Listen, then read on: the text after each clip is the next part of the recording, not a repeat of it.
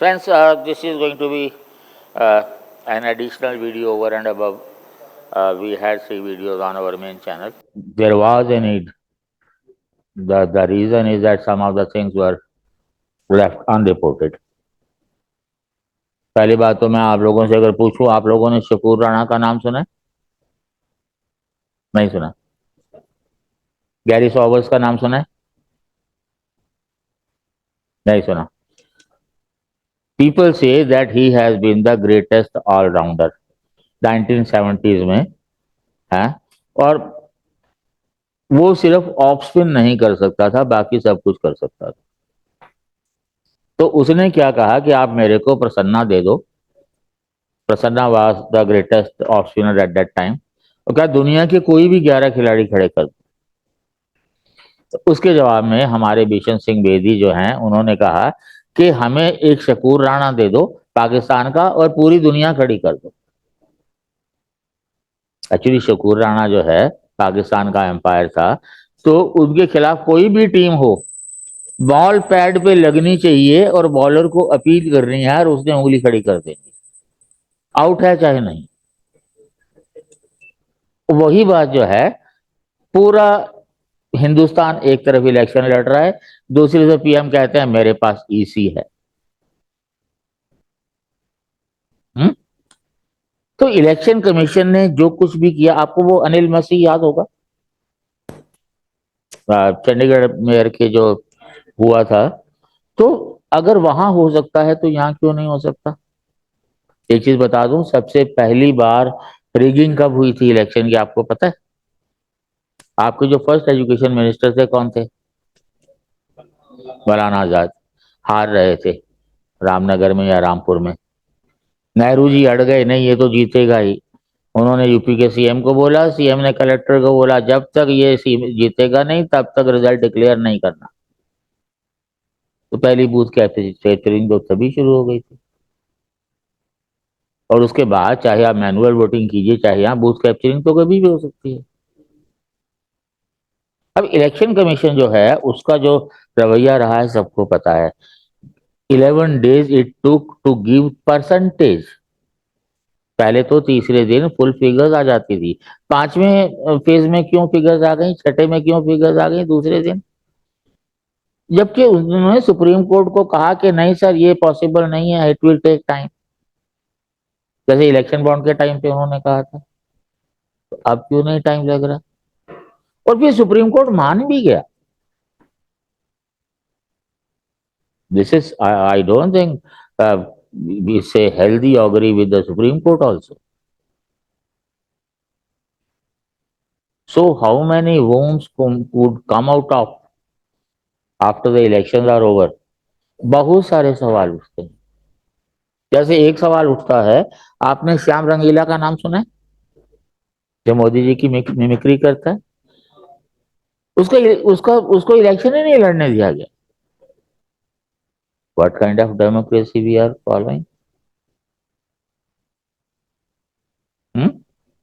ये जो 11 days का है, इसका इम्पैक्ट क्या हुआ है? आप पूछिए मत। एक तो इलेक्शन कमीशन का कोड ऑफ कंडक्ट का सारा, कोई भी बंदा कुछ भी कह रहा है तो आपका इलेक्शन कमीशन जो है। अच्छा हाँ, एक चीज आपको पता है, चीफ इलेक्शन कमिश्नर को Z+ सिक्योरिटी दी गई है। कहाँ न्यूज पढ़ी आपने? आज तक तो कभी नहीं हुआ ऐसा। और इलेक्शन कमीशन को क्यों चाहिए सिक्योरिटी भाई? ऐसा क्या क्राइम किया है, मतलब कुछ तो किया है इसका मतलब। आपको पता है पार्लियामेंट हाउस की सिक्योरिटी बहुत टाइट कर दी गई है। ऐसा क्या है, कौन सा उसमें वहां सेशन होने वाला है? तो हमेशा ही टाइट रखनी चाहिए फिर। आपको पता है आर्मी चीफ की 1 साल बढ़ा दी गई है, क्यों? आज तक कभी नहीं हुआ। भाई सीनियोरिटी फिक्स होती है ना? मैं अगर चीफ हूं, मेरे से आधे घंटे बाद भी जो अगर किसी ने ज्वाइन किया है तो वो मेरा जूनियर है। सीक्वेंस तो बनी बनाई होती है। क्या आप आर्मी को भी पॉलिटिसाइज करने जा रहे हैं? अब इसका इम्पैक्ट क्या होगा? हालात तो खराब होने जा रहे हैं, ऐसा सरकार के जो एक्शन से पता लगता है। एंड इवन अपोजिशन जो है, they are trying to galvanise for voting, for counting day. उन्होंने सारे पोलिंग बूथ पे जो जो एजेंट होंगे उनको ट्रेनिंग देना शुरू कर दिया है। उन्होंने 2 स्ट्रांग रूम बनाए हैं, एक दिल्ली में, एक शायद बेंगलोर में या कहीं और। पूरी कंट्री के इलेक्शन में जहां जहां वोटिंग हो रही है, सारी डायरेक्ट रिपोर्टिंग इन 2 हाउस को स्ट्रांग रूम्स को होगी। को बताया जा रहा है एजेंट को कि क्या क्या लॉज हैं, क्या क्या चीजें हैं, क्या क्या आप मांगेंगे। लेकिन ये भी हो सकता है कि सरकार जो है वो कह दे कलेक्टर्स को, भैया आपको जो रिजल्ट देने हैं वो आपको देने ही हैं, बाद में जो होता है देखा जाएगा। ऐसा भी होता रहा है, पहले भी हुआ है, गिनी चुनी सीटों पे हुआ है, अब सरेआम हो सकता है। तो ऐसी सिचुएशन में जो अगर इस तरह की सिचुएशन होती है कि कौन आगे कौन पीछे, जो पॉसिबिलिटी जताई जा रही हैं वो ये है कि हो सकता है कि इंडिया को ज्यादा सीटें आए। पर एक बात तो बिल्कुल पक्की है कि सिंगल लार्जेस्ट पार्टी तो बीजेपी ही होगी। तो at that time role of president becomes very crucial. कायदे से अगर प्री इलेक्शन आपका अलायंस है, अगर उसकी सीट्स ज्यादा हैं तो they should call them first, but the PM may rely on the judgment of the president।